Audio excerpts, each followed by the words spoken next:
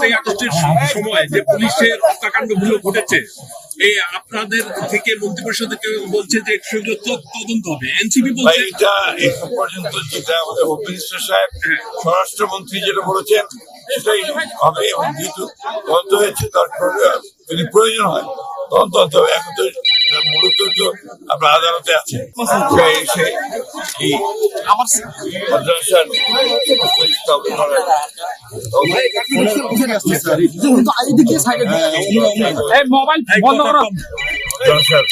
উন্নয়নের কাজে আমরা শরীক হতে পারি। আমরা জনগণের কাছে আমি ব্যক্তিগতভাবে ঋণী, বরাবরই তারা আমাকে সমর্থন দিয়েছেন এবং সেই সমর্থনের কারণেই আমি আজকে কাজ করার সুযোগ পেয়েছি। আমরা সবাই অনুরোধ করবো জনগণের কাছে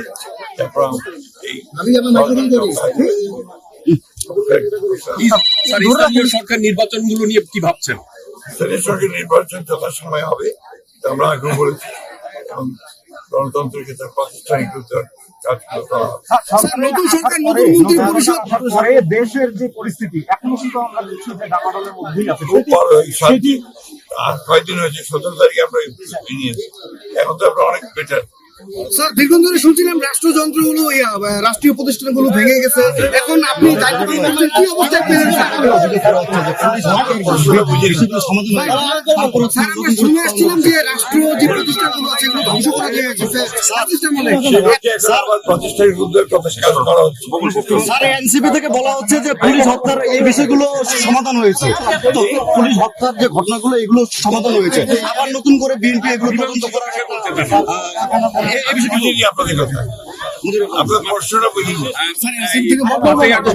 সময় যে পুলিশের হত্যাকাণ্ডগুলো ঘটেছে, এই আপনাদের থেকে মন্ত্রিপরিষদে কেউ বলছে যে সেগুলো তদন্ত হবে, এনসিপি বলছে এটা এখন পর্যন্ত যেটা আমাদের হোম মিনিস্টার সাহেব স্বরাষ্ট্রমন্ত্রী যেটা বলেছেন সেটাই হবে, এবং যেহেতু তদন্ত হয়েছে দরকার যদি প্রয়োজন হয় তদন্ত হতে হবে। এখন তো মূলত তো আমরা আদালতে আছে।